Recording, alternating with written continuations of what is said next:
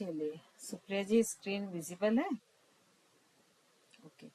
अब ये जो हम आज का हम टॉपिक ले रहे हैं, जिसमें कि हम त्रिदोष, त्रिगुण, पंच महाभूत ये सारा ले रहे हैं, इसमें कुछ चीजें हो सकता है आपको रिपीटेड लगे क्योंकि वो उससे कंसर्न है। तो जो चीज रिपीटेड होंगी उनको हम थोड़ा सा फास्ट करके आगे बढ़ जाएंगे। तो फर्स्ट जो हमारा है त्रिगुण। अब ये त्रिगुण समझने के लिए हमको थोड़ा सा हेल्थ पे जाना जरूरी है। ये हेल्थ की कॉन्सेप्ट हम WHO में जब हमने फर्स्ट यूनिट में पढ़ा था, तो उसमें ये पूरी तरह से हम ये डेफिनेशन और सारी चीजों को हम समझ चुके हैं। तो इसीलिए इसको मैं आगे बढ़ा रही हूँ। ये जो डायमेंशन ऑफ हेल्थ है ये भी हम समझ चुके हैं सारे।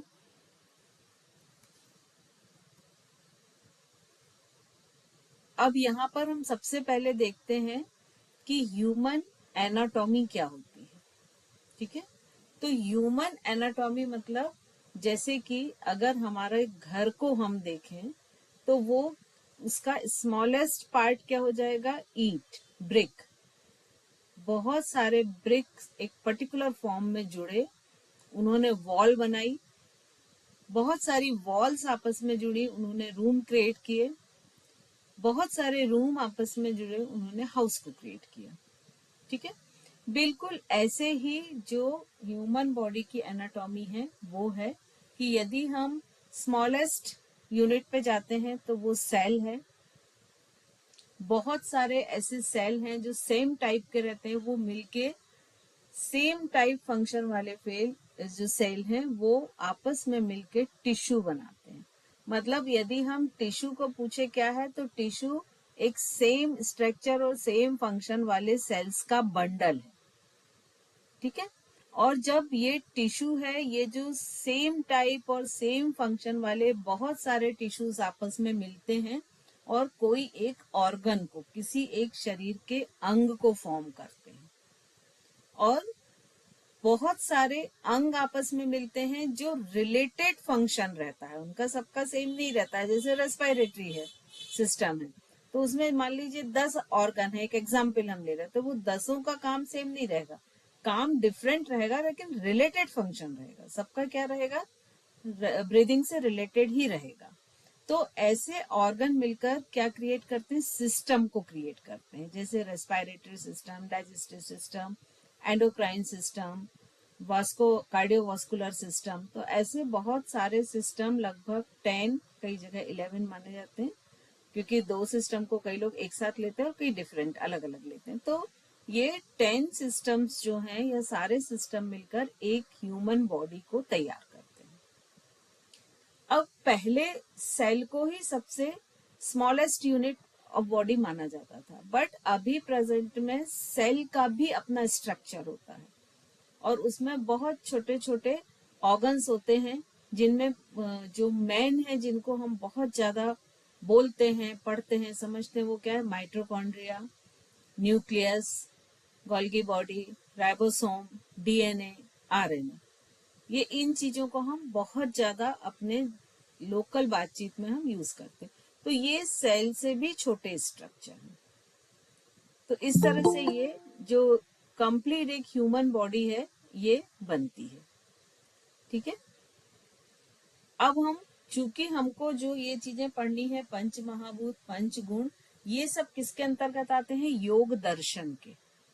तो थोड़ा सा बेसिक दर्शन का समझना जरूरी है। दर्शन मतलब जो इंडियन फिलॉसफी है या भारतीय फिलॉसफी, उसके अनुसार, भारतीय दर्शन शास्त्र के अनुसार जो दर्शन होते हैं उनको 2 भागों में बांटा गया है। एक तो होते हैं आस्तिक दर्शन और एक होते हैं नास्तिक दर्शन। ठीक है, तो आस्तिक दर्शन कौन से हैं, 6 होते हैं, जिनको षट दर्शन के नाम से भी अक्सर बोला जाता है। और ये 2-2 के पेयर में है। कैसे, जैसे सांख्य और योग, न्याय, वैशेषिक, मीमांसा और वेदांत। तो ये षट दर्शन कहलाते हैं। ये 6 आस्तिक में आते हैं। वहीं नास्तिक दर्शन में कौन से आते हैं, 3 दर्शन आते हैं, चारवाक, बौद्ध और जैन। अब क्वेश्चन ये उठेगा कि हम लोग इन जनरल जो आस्तिक और नास्तिक को समझते हैं, वो क्या अंडरस्टैंड करते हैं कि जो ईश्वर को मानता है वो आस्तिक, जो ईश्वर को नहीं मानता है वो नास्तिक। तो फिर क्वेश्चन उठता है कि जैन धर्म क्यों नास्तिक में है? बौद्ध धर्म भी मानता है, वो भले ही अपने ईश्वर को मानता है। लेकिन यहाँ पर जो आस्तिक और नास्तिक का डिवाइडेशन हुआ है वो अकॉर्डिंग टू वेदास हुआ है कि जो धर्म वेद को मानते हैं वो आस्तिक हैं और जो धर्म वेद को नहीं मानते हैं वो नास्तिक हैं। वेद कौन कौन से हैं? 4 वेद हैं, सभी को मालूम है, ऋग्वेद, अथर्ववेद, यजुर्वेद और सामवेद। ठीक है, तो इन चारों वेदों को जो फॉलो करते हैं, जो मानते हैं, वो आस्तिक हैं। आस्तिक में षट दर्शन आते हैं, सांख्य योग, न्याय वैशेषिक और मीमांसा वेदांत। और जो वेदों को नहीं मानते हैं वो नास्तिक हैं, उसमें 3 आते हैं, चार्वाक, बौद्ध और जैन। तो अब यहाँ पर हम जो चीजें पढ़ने वाले हैं वो सब किस चीज के अंतर्गत आएंगी? सांख्य और योग। सांख्य और योग हमेशा पेयर में चलते हैं क्योंकि दोनों दर्शन बिल्कुल सेम है। अंतर इतना है कि जो पूरा विकास है, विकासवाद का जो सिद्धांत है, उसको सांख्य 25 तत्वों के साथ समझाता है, लेकिन योग 26 तत्वों के साथ समझाता है। 25 तत्व पूरे सेम है, वो योग जो 26 तत्व को ऐड कर रहा है वो क्या है? ईश्वर। सांख्य दर्शन ईश्वर को नहीं मानता है, लेकिन योग दर्शन ईश्वर को मानता है। और जो 25 तत्व हैं वो दोनों में सेम है, एक्स्ट्रा क्या जुड़ जाता है योग में? ईश्वर। ठीक है, तो इसीलिए इनको सांख्य योग दर्शन कहा जाता है। तो अब ये जो सांख्य और योग दर्शन है ये बहुत प्राचीन दर्शन है दोनों। और सांख्य का मतलब होता है किसी चीज, किसी तरह की गिनती या नंबर। तो यहाँ पर चूंकि ये 25 तत्व को मिलाता है तो इसीलिए उनको एक 25 तत्व वाला दर्शन बोलते हैं। अब यहाँ पर वो 25 तत्व क्या है? तो जो सांख्य दर्शन है उसका जो उसकी संस्थापना किसने की है? महर्षि कपिल मुनि ने। और योग की कौन माने जाते हैं? महर्षि पतंजलि। ठीक है, तो ये जो 25 तत्व हैं ये क्या क्या इसमें मानते हैं? पंच महाभूत, पंच तन्मात्राएं 10 हो गए, पंच कर्मेंद्री, पंच ज्ञानेंद्री 20 हो गए ये। और बाकी के 5 तत्व कौन से हैं? मन, बुद्धि, अहंकार, प्रकृति और पुरुष। तो ये 25 तत्व जो हैं इनसे पूरी विकासवाद की किस तरह सृष्टि का प्रारंभ हुआ, कैसे वो आगे बढ़ी, कैसे ह्यूमन बॉडी बनी, उसको सबको ये डिस्क्राइब करते हैं। योग में यही 25 तत्व होते हैं, इनके अलावा एक ईश्वर को और ऐड ऑन कर दिया जाता है, तो वो 26 तत्व हो जाते हैं। अब जो योग है उसके प्रवर्तक कौन से हैं? फाउंडर है महर्षि पतंजलि हैं। और इनकी सबसे जो फेमस बुक है जिस पर योग पूरा डिपेंड है वो कौन सी है? पतंजलि योग सूत्र, ये जिसको योग सूत्र भी बोलते हैं। और जब ये एक तत्व ईश्वर को जोड़ता है तो कहीं कहीं इसको शेषेश्वर सांख्य दर्शन भी कहते हैं, इस नाम से भी जाना जाता है क्योंकि इसमें ईश्वर को जोड़ दिया है। तो ऐसा सांख्य दर्शन जो ईश्वर के सहित है। अब भागवत गीता में भी सांख्य योग नाम का अध्याय है और इस अध्याय में आत्मा, शरीर, प्रकृति, ये जो त्रिगुण है या पंच महाभूत है, इन सब चीजों की व्याख्या की है। यहाँ पर ये जो सांख्य योग में अंतर बताया तो यहाँ सांख्य में 25 तत्व हैं, 24 नहीं है, ध्यान रखिएगा। ठीक है, तो ये नंबर यहाँ पर गलत लिखा हुआ है। सांख्य दर्शन में 25 तत्व हैं और एक ईश्वर को और जोड़कर योग दर्शन में 26 तत्व होते हैं।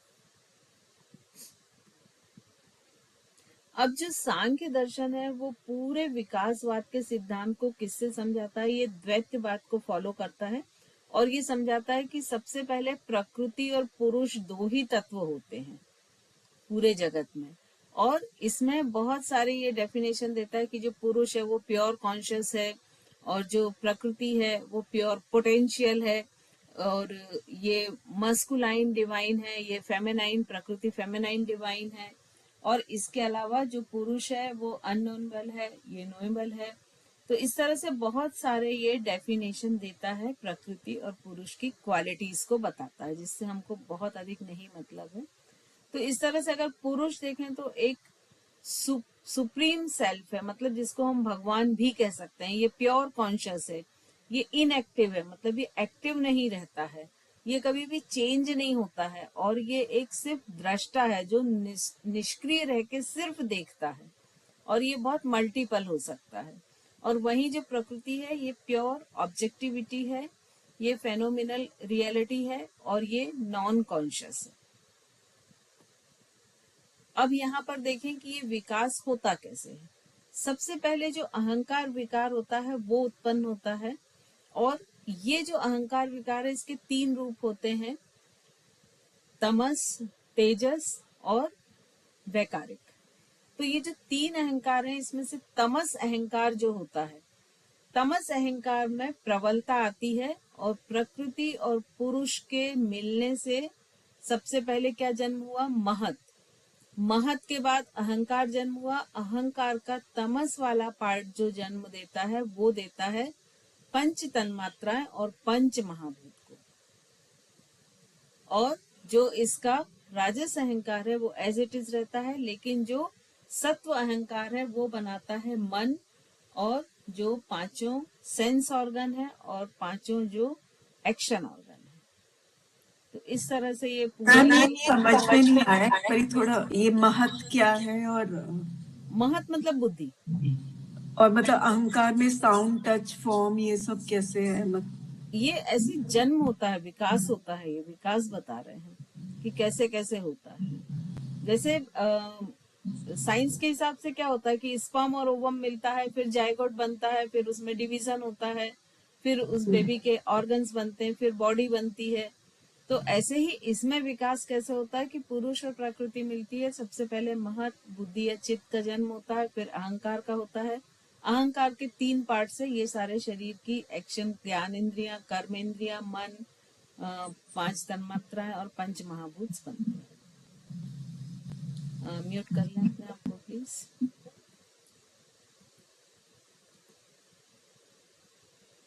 ये देखिए अब पीछे वाली स्लाइड प्लीज मैम, जो आप समझा रहे थे वही, इससे पीछे वाली। हाँ, एक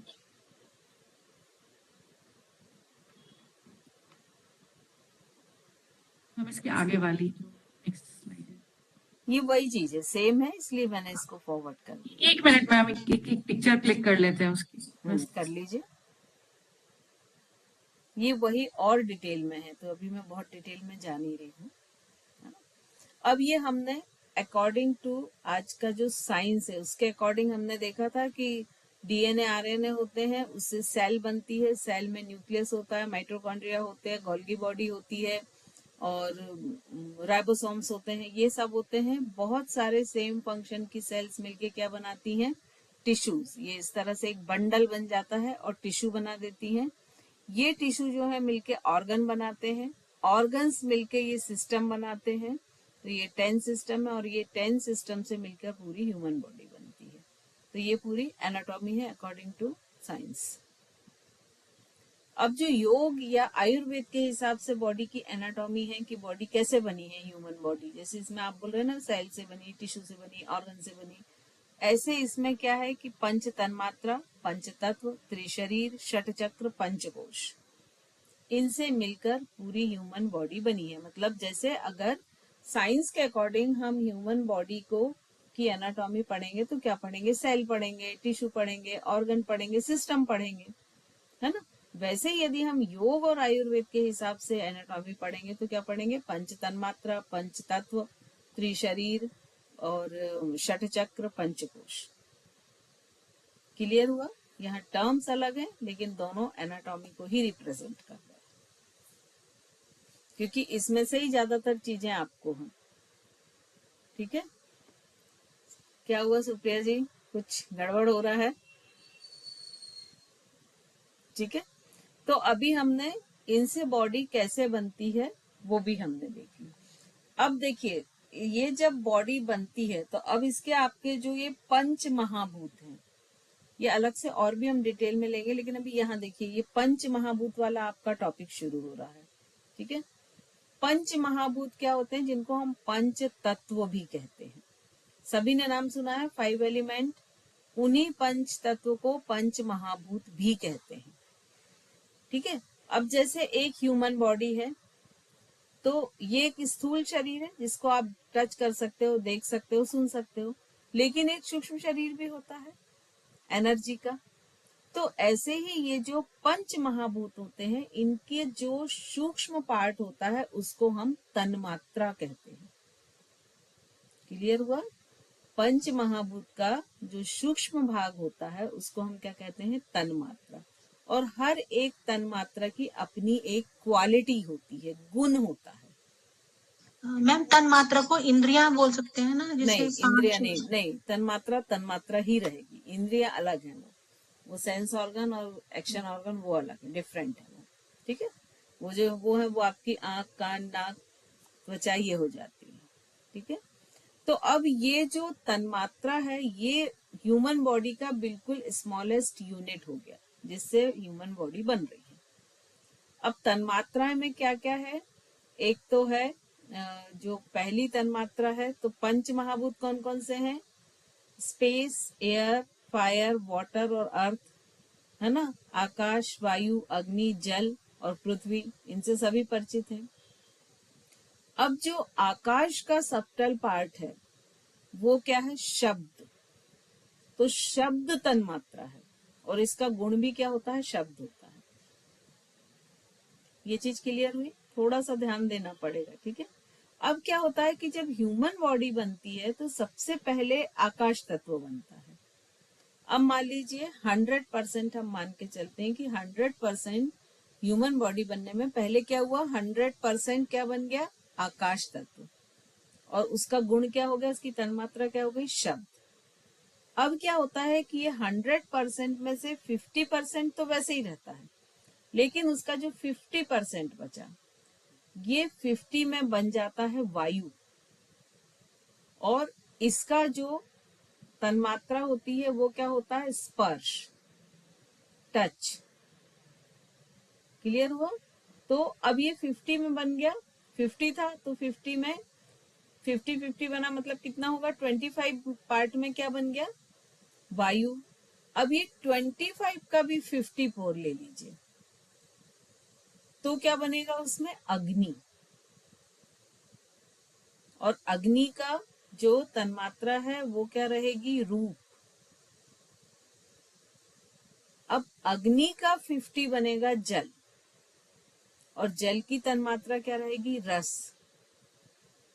और जो जल है उसका 50 बनेगा पृथ्वी, और पृथ्वी की क्या रहेगी, गंध तन्मात्रा। अब इनको जोड़िए, देखिए, इमेजिन कीजिए आकाश है, मतलब स्पेस है, तो वहां पर शब्द, हमारे साउंड्स जा रहे हैं। ठीक है। अब वहां पर जब एयर आ गई, वायु तत्व आ गया, तो वो कभी तेज धीमी होती तो हम उसके टच को फील कर पाते हैं, आकाश को नहीं कर पाते, लेकिन फील कर पाते ना। तो उसमें एक और गुण आ गया कि शब्द के साथ अब क्या चीज हो गई, स्पर्श हो गई। अब इसके बाद जब वो अग्नि के फॉर्म में आया, वायु को हम देख पाते हैं क्या, नहीं देख पाते, लेकिन अग्नि का एक रूप होता है, एक आकार होता है। तो यहाँ पर तीसरी चीज क्या जुड़ गई कि जब 3 तत्व बन गए तो रूप, स्पर्श और शब्द। अब जब जल पे आते हैं तो जल में एक तरलता होती है, लिक्विडिटी होती है, तो रस जुड़ गया। और पृथ्वी में गंध होती है, देखिए मिट्टी में कहीं भी पानी पड़ता है तो एक गंध आती है, तो उससे गंध जुड़ गया। तो इस तरह से ये पंच महाभूत हो गए हैं और इनके पंच तन्मात्राएं हो गई, आकाश का शब्द, वायु का स्पर्श, अग्नि का रूप, जल का रस और पृथ्वी का गंध। क्लियर? हम सब करके बताते जाएं भाई, थोड़ा मुस्कुराएं भी, कठिन है तो भी क्या हुआ। मैम फिर तन्मात्रा और गुण में क्या डिफरेंस हुआ, ये तो दोनों सेम ही है, दोनों तरफ सेम ही है ना, तन्मात्रा के ही गुण है, तो वो दोनों सेम है, वो गुण के नाम से ही तन्मात्रा जाना जाता है। ठीक है।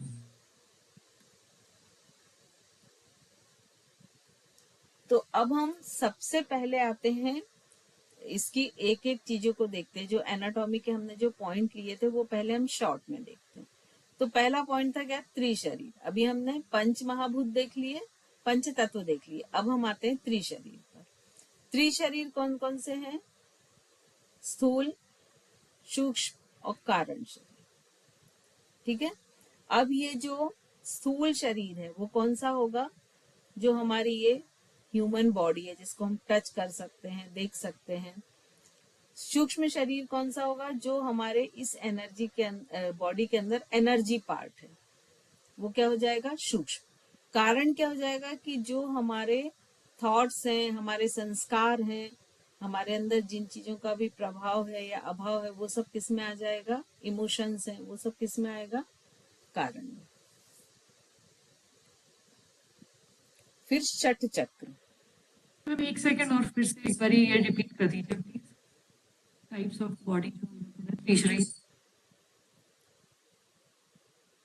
ठीक है, 3 शरीर माने जाते हैं, स्थूल, सूक्ष्म और कारण। अब इसके बाद में षट चक्र। ठीक है। तो जो हमारा हेल्थ पॉइंट ऑफ व्यू से हम देखेंगे तो सबसे ज्यादा जो काम चल रहा है वो षट चक्र पे और पंचकोश पे। चक्र थेरेपी अपने आप में पूरा एक सेगमेंट है कि जिसमें सिर्फ चक्रों के द्वारा थेरेपी की जाती है। पंचकोश पर तो इतना काम चल रहा है कि एमडी डॉक्टर्स और बहुत बड़े बड़े डॉक्टर्स उस पर काम कर रहे हैं और उसमें पंचकोश थेरेपी की जाती है। ठीक है। अब ये जो षट चक्र हैं ये एक्चुअली ह्यूमन में होते 7 चक्र हैं, लेकिन ये जाने षट चक्र के नाम से जाते हैं। ठीक है। तो इनको हम बहुत डिटेल में पढ़ेंगे। ठीक है। तो अभी हम सुपरफिशियल देख रहे हैं। तो ये जो हमारी स्पाइन होती है ह्यूमन की, उस स्पाइन पर ये 6 चक्र होते हैं। टेल बोन के टिप से शुरू होकर पूरा ऊपर सिर तक जाते हैं। और ये कौन कौन से होते हैं? मूलाधार, स्वादिष्ठान, मणिपुर, अनाहत, विशुद्धि, आज्ञा और सहस्रार चक्र। ठीक है। हर चक्र का अपना एक तंत्र होता है, अपना एक यंत्र होता है। यंत्र मतलब एक पर्टिकुलर फिगर, आकृति। ठीक है। एक मंत्र होता है, बीज मंत्र होता है। उनका अपना एक तत्व होता है, उनकी अपनी एक तन्मात्रा होती है, उनका अपना एक पंच तत्व में से कोई एक तत्व होता है।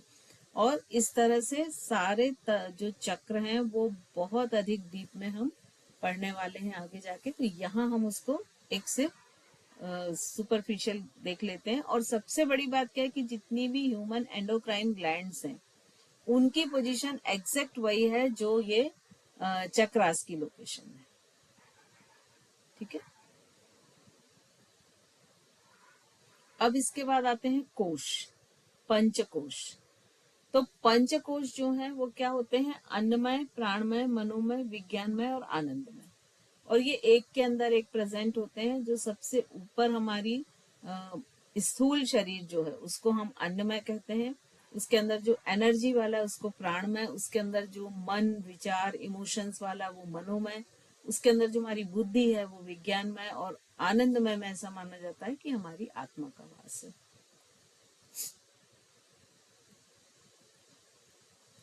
अब हम सबसे फर्स्ट यहाँ से हम थोड़ा डिटेल में पढ़ना चालू कर रहे हैं। तो हम सबसे फर्स्ट आते हैं त्रिगुण पर।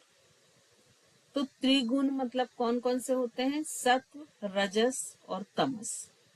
और हम कितना भी डिटेल में पढ़ लें, एक बेसिक स्लाइड इसकी यही है कि अगर किसी व्यक्ति में सत्व गुण प्रबल है तो उसमें क्या क्या रहेगा? वो बहुत बैलेंस रहेगा, समभाव में रहेगा, उसमें बहुत पॉजिटिव रहेगा, बहुत शांति से रहेगा, उसमें बहुत क्लियरिटी रहेगी, उसमें डिसीजन मेकिंग बहुत अच्छा रहेगा, उसमें क्रिएटिविटी बहुत रहेगी, है ना, वो बहुत बुद्धिमान होगा। तो ये सारी चीजें उसमें पाई जाएंगी। अगर उसमें रजस गुण प्रधान है तो वो बहुत अधिक एक्टिव होगा, बहुत अधिक मूवमेंट्स करेगा।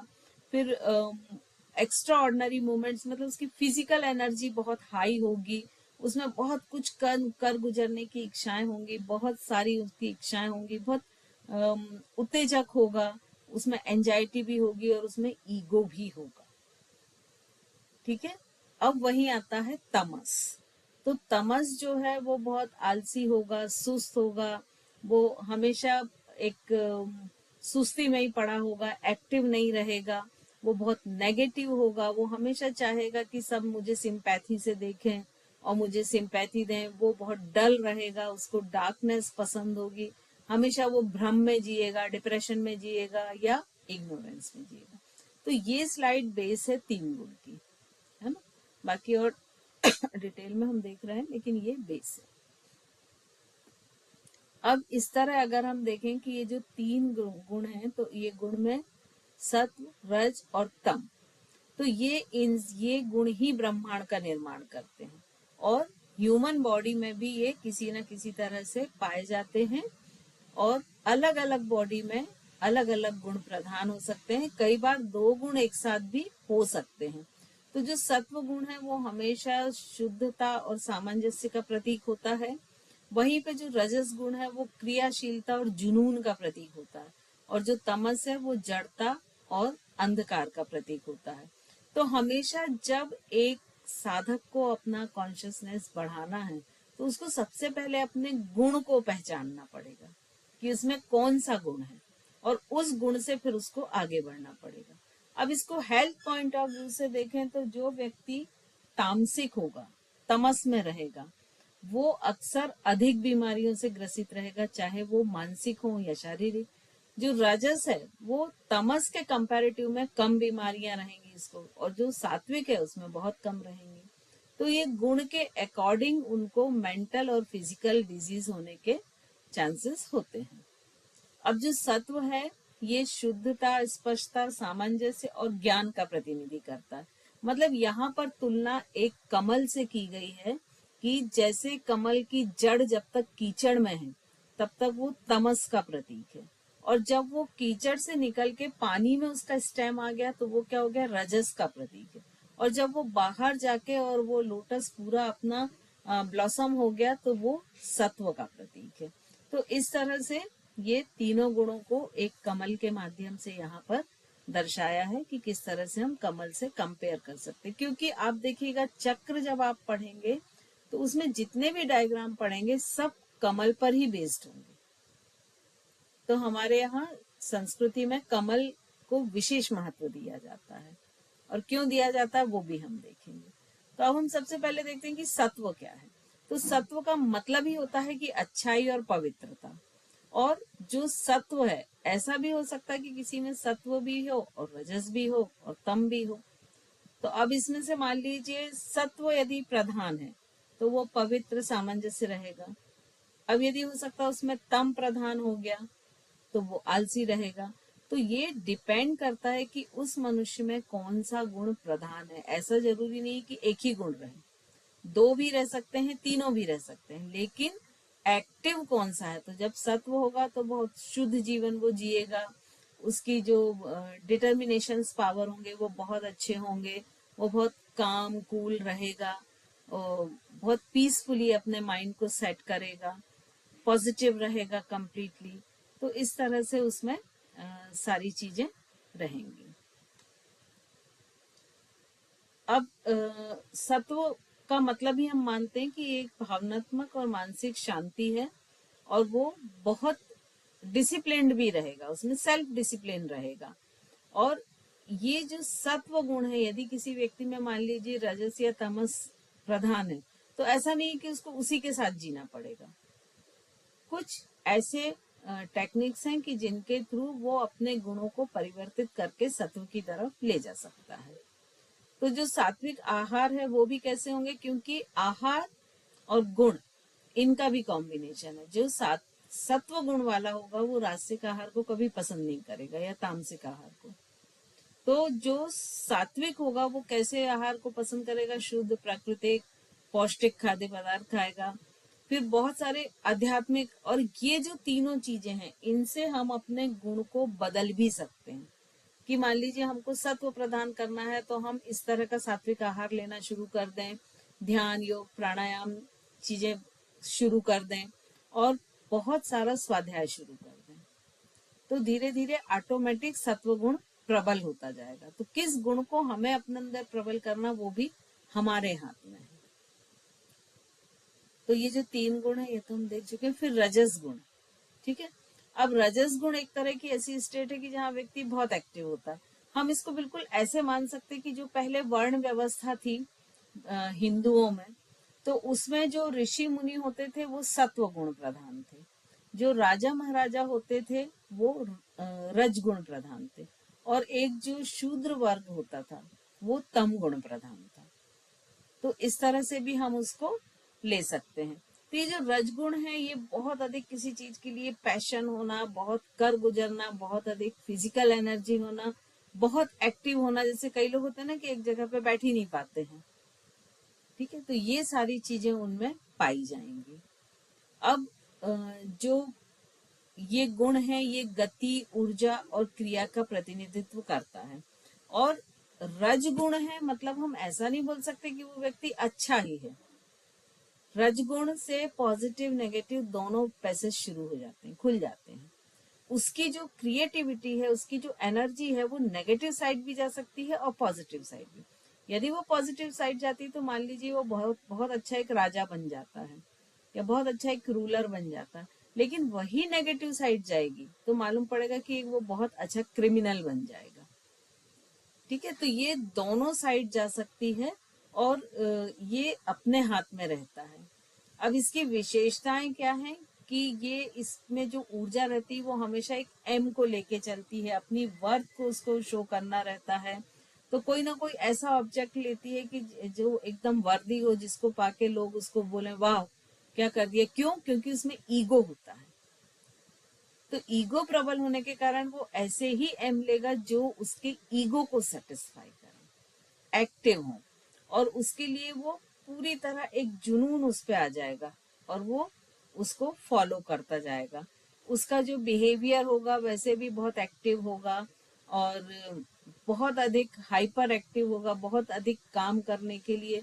और जैसे कोई भी चीज होती है ना कि एक व्यक्ति नॉर्मल वे में करता है, जैसे मान लीजिए कोई भी एक उसको समाचार मिला अच्छा या बुरा, तो वो उसके जो रिएक्शन है वो बहुत हाइपर एक्टिव होगा। वही सात्विक का क्या होगा कि समभाव होगा। तो यहाँ पर अच्छा वो खाना भी उसका कैसा होगा, वैसा ही होगा कि बहुत जो स्टिमुलेटिंग हो, मसालेदार हो, उसमें कैफीन हो, प्याज हो और लहसुन हो, ये सारी जो चीजें हैं ये इस खाने में रहेंगी। फिर ये जैसे यहाँ पर दिया गया है कि जो सात्विक खाना है वो ज्यादा वेजिटेबल या फ्रूट होंगे। जो रासिक है उसमें जो कंद मूल हैं जो थोड़े से स्मेल वाले होते हैं, जो बहुत स्टिमुलेट करते हैं बॉडी को, वो होंगे। और जो तामसिक हैं तो उसमें नॉन वेज और जो बासी खाना होता है, बचा हुआ खाना, वो सब भी होगा।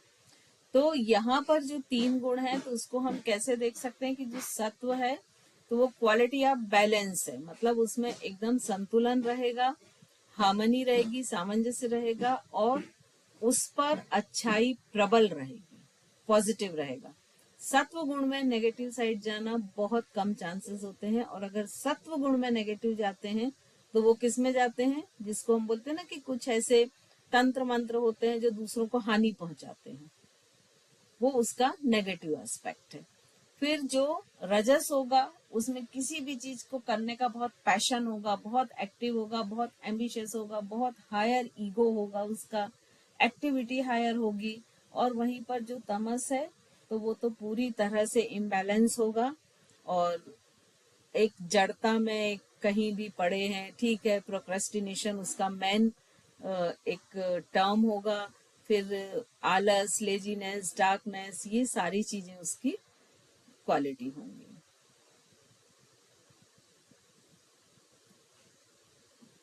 अब तामसिक हम गुण देखते हैं। तामसिक गुण का ही मतलब होता है कि इग्नोरेंस। तो इसका जो जन्म है वो इग्नोरेंस में होता है, और ये क्या इग्नोरेंस होने के कारण ये डिल्यूजन्स क्रिएट करता है, मैडनेस क्रिएट करता है, इंडोलेंस और स्लीप। उस व्यक्ति को ज्यादातर ये जो इस गुण के प्रभावी जो व्यक्ति होते हैं वो ज्यादातर सोते रहते हैं। उनको सोना बहुत पसंद होता है कि अंधेरे में, अगर दिन भी है तो रूम को डार्क करके और वो सोना पसंद करते हैं। फिर इसके बाद इनकी जीवन में बहुत सारे मूर्खतापूर्ण डिसीजन होते हैं। जब डिसीजन होते हैं तो ये बहुत अच्छी तरह से उसको डिसीजन ले नहीं पाते हैं, और इनके डिसीजन अक्सर जल्दबाजी में लिए हुए गलत साबित होते हैं। और एक इनमें डिल्यूजन, हर चीज के लिए भ्रम रहता है, संदेह रहता है कि ये करूं कि नहीं करूं, कैसे करूं। अभी कर लेता हूँ, तो उनमें ये जो इनर्शिया है, मैडनेस है, प्रोक्रेस्टिनेशन है, ये सारी चीजें, ओवर थिंकिंग है, तो ये सारी चीजें इनमें रहती हैं। और आज आप देखिए जो आज का यंगस्टर है उनमें यही चीजें ज्यादा है, एंजाइटी, ओवर थिंकिंग, प्रोक्रेस्टिनेशन। तो ये सब किसकी निशानी है? क्योंकि उनका फूड कैसा हो रहा है, जंक फूड किस में आता है? पूरा तमस में। तो ये जो है ये पूरा अंधकार वाला है, और इसमें जड़ता और अ, बहुत सी ऐसी निष्क्रियता, हर चीज के लिए रेजिस्टेंस क्रिएट करना, ये सारी चीजें रहती हैं। अब इसमें मानसिक और भावनात्मक क्या इमोशंस रहेंगे कि ये हमेशा कंफ्यूज रहेगा, इसमें हमेशा इग्नोरेंस रहेगी, फिर डाउट करेगा हमेशा, एक गिल्ट की भावना रहेगी, शेम रहेगा, एपैथी रहेगी, और लैक ऑफ क्लियरिटी का अभाव रहेगा। और इन सारी चीजों से आज की मुझे लगता है 50% यंग जनरेशन जूझ रही है। फिर इनके अंदर जो फिजिकल यदि देखें तो इनको नींद बहुत आएगी, आलस बहुत लगेगा, हमेशा कुछ ना कुछ खाते हुए नजर आएंगे, जैसे चिप्स है या कुछ ऐसे जंक फूड है वो।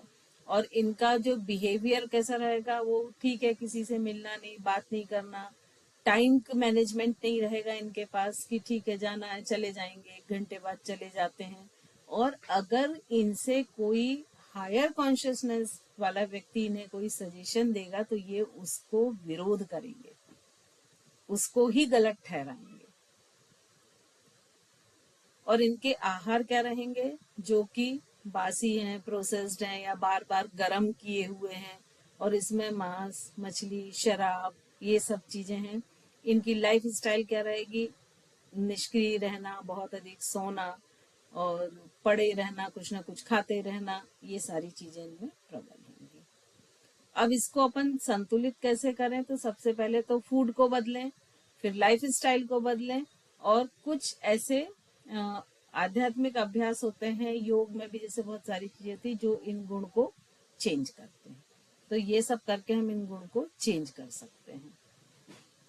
अब ये जो त्रिगुण हैं ये पूरे साइकोलॉजिकल हैं, और ये जो गुण हैं इनका संतुलन रहना और किसी एक गुण का प्रबल होना डिपेंड करता है कि वो व्यक्ति किस राह पे चलेगा। यदि मान लीजिए उसमें सत्व गुण प्रधान है तो बहुत अच्छे चांसेस हैं कि वो आध्यात्मिक मार्ग पे चलेगा या एक अच्छे पॉजिटिव मार्ग पे चलेगा। तो ये जो इसमें गुणों की प्रधानता निर्भर करती है कि वो किस मार्ग पे जाएगा। और बहुत सारे आसन, मुद्राएं, प्राणायाम और बहुत सारी योग में ऐसी टेक्निक हैं जिससे इन गुणों की प्रधानता को बदला जाता है और संतुलित किया जा सकता है, और धीरे धीरे मन को भी संतुलित करके उसकी स्थिति में बदलाव किया जा सकता है। और इसमें जैसे हमने एक दिन आपको बताया था ना कि योग एक सिद्धि है, तो अब मान लीजिए किसी में तमस गुण प्रधान है या किसी में रजस गुण प्रधान है और हम उसको बोलेंगे योग करो, और उसकी लाइफ में सत्व गुण प्रधानता नहीं लिखी है, तो वो बहुत सारी चीजों बाधाओं के रूप में लाएगा। अरे उठ नहीं पाते हैं, अरे सुबह बच्चों का टिफिन बनाना होता है, तो ऐसे बहुत सारे एक्सक्यूजेस देके वो उसको जस्टिफाई करेगा, लेकिन वो बदलने की कोशिश नहीं करेगा क्योंकि वो उनके अंदर की जो आलस है, अज्ञानता है, वो उसको बदलने ही नहीं देंगे। तो इसीलिए योग हर व्यक्ति नहीं कर पाता है, क्योंकि जैसे ही योग करना चालू करता है तो ये उसमें जो भी गुण प्रधान हो वो धीरे धीरे सत्व की तरफ जाने लगता है। अगर सपोज मान लीजिए उसमें रजस गुण प्रधान है तो वो क्या होगा कि वो पहले पहले पॉजिटिव फॉर्म में जाएगा और फिर धीरे धीरे सत्व की तरफ चला जाएगा। तो इस तरह से ये चेंजेस होते हैं। तो इसके लिए व्यक्ति, ये एक तरह की सिद्धि होती है, तो इसीलिए व्यक्ति योग नहीं कर पाता है। और शांत मन की प्राप्ति होती है इससे। जब सत्व की साधना करते हैं तो उससे शांत मन मिलता है, उससे कॉन्शियसनेस बढ़ती है, उससे क्लियरिटी बढ़ती है, सेल्फ डाउट्स कम हो जाते हैं और संतुलित मन होता। तो ये सारी चीजें होती हैं। जीवन शैली और आहार का हम पढ़ चुके हैं। तो इस तरह से यदि हम देखें कि जो ह्यूमन ब्रेन है, तो ह्यूमन ब्रेन में भी सबसे ऊपर का जो रहता है हिस्सा वो सत्व का रहता है, फिर नीचे इमोशन का होता है राजस का, और सबसे नीचे तमस का होता है। तो इस तरह से ह्यूमन ब्रेन जो है उनमें 3 गुण उसके माइंड में डिवाइडेड होते हैं। और ये उसके ब्रेन वेव्स हैं। ह्यूमन ब्रेन में जब वो सत्व गुण की तरफ जाता है तो प्योरिटी और नॉलेज में, तो ये वेव्स देखिए कितनी क्लियर और कूल है। वहीं जब वो रजस में जाता है तो इसकी फ्रीक्वेंसी अपर और लोअर बढ़ जाती है। यहाँ पर एक्शन और पैशन आ जाता है क्योंकि वो उत्तेजित रहता है। और वहीं जब तमस में जाता है तो इग्नोरेंस और इनर्शिया के कारण उसके ब्रेन वेव्स जो हैं वो पूरे ही असंतुलित हो जाते हैं। तो ये तीनों गुण के समय जो ह्यूमंस के ब्रेन वेव की क्या पोजीशन होती है ये इधर बताया गया है। आई थिंक काफी समय हो गया है, हम इसको भी यहाँ रोकते हैं। कल हम त्रिदोष, मतलब नेक्स्ट क्लास में त्रिदोष पढ़ेंगे। तो अब इसमें कितना समझ में आया और कितना नहीं आया, थोड़ा तो डिफिकल्ट होगा नो डाउट, क्योंकि जब नया सब्जेक्ट होता है तो टर्मिनोलॉजी नई रहती है, नए शब्दों को हम सुनते हैं तो ऑब्वियसली हमको थोड़ा सा मुश्किल होता है। बट अगर 1-2 बार आप इसको सिर्फ सुनेंगे भी तो आप इसको काफी अच्छे से समझ पाएंगे। इससे रिलेटेड कोई क्वेश्चन तो पूछ लें। अब इसको एक हेल्थ से जोड़ना है, वो आप आसानी से जोड़ सकते हैं कि भाई अगर तमस गुण प्रधान है, व्यक्ति बासा खाना खा रहा है, प्रोसेस्ड खा रहा है, जंक फूड खा रहा है, तो उसको फिजिकली फिटनेस उसकी खराब होनी ही है, फिजिकल हेल्थ पे वो इफेक्ट करेगा। तमस मतलब नेगेटिव में है वो, तो मेंटल हेल्थ भी उसकी इफेक्टेड होगी। तो anxiety, over thinking, depression, stress, ये सारी चीजें उसमें क्रिएट होंगी ही, है ना। तो आप इस तरह से हम इसको हेल्थ से भी जोड़ सकते हैं। और अगर मान लीजिए कोई व्यक्ति किसी बीमारी से जूझ रहा है तो हम उसके गुण को पहचान के उसको सत्व की ओर ले जाते हुए उसकी उस डिजीज को क्योर कर सकते हैं। मैम कैसे, कोई एग्जांपल इसका? देखिए सपोज किसी को डायबिटीज है, राइट। डायबिटीज मतलब उसका पैनक्रियाज में प्रॉब्लम है, पैनक्रियाज की बीटा सेल इंसुलिन नहीं बना रही है। और वो क्यों नहीं बना रही, या तो वो लंबे समय तक मेंटल स्ट्रेस में रहा है या उसकी डाइट बहुत गड़बड़ रही। मतलब अगर दोनों को मिलाएं तो हम बोल सकते हैं कि उसकी लाइफ स्टाइल गड़बड़ थी। तो अगर हम उसकी लाइफ स्टाइल को बदल दें, उसका जो फूड है वो टोटल सात्विक कर दें, अकॉर्डिंग उसकी जो डिजीज में जो सात्विक फूड आता है, लाइफ स्टाइल चेंज कर दें और उसके मेंटल जो बिहेवियर है उसकी स्टाइल को चेंज कर दें, तो ऑटोमेटिक बॉडी में चेंज आ जाएगा।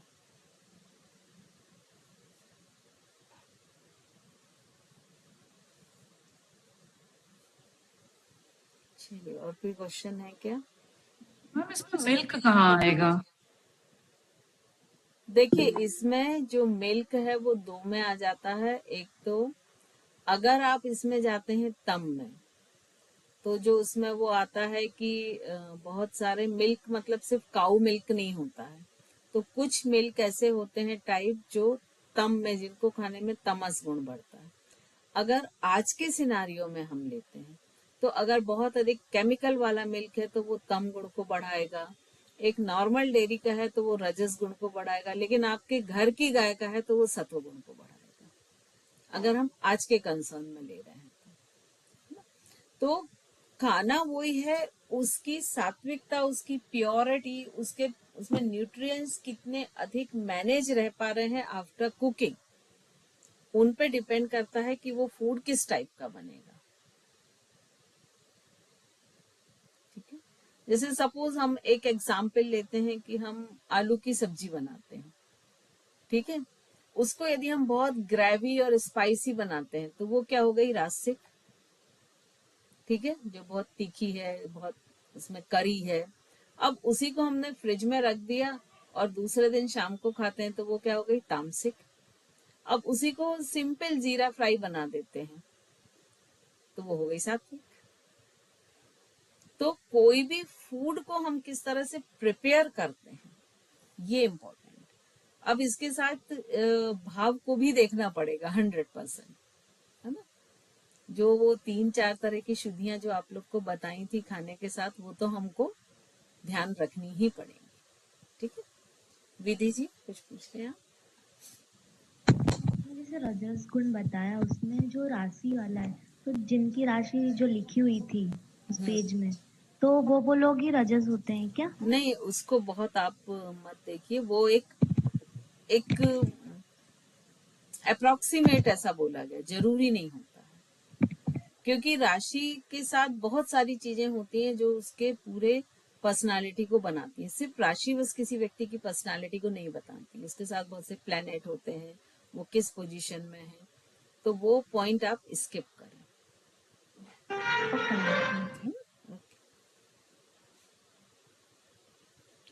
चलिए, और किसी को पूछना है क्या? जो प्रैक्टिकल में तो आपने कितने लिखना है उसमें? आसन लिखने हैं, उसके पिक्चर बनाने हैं और आसन लिखने हैं, हर पॉइंट के 4 आसन, है ना। अलग अलग उसमें पॉइंट दिए हैं, सिटिंग, स्टैंडिंग, ऐसे करके, तो हर तरह के 4, जैसे सिटिंग के 4 आसन, कोई स्टैंडिंग के 4, सुपाइन पोजीशन के 4, प्रॉन पोस्चर के 4, ऐसे करके।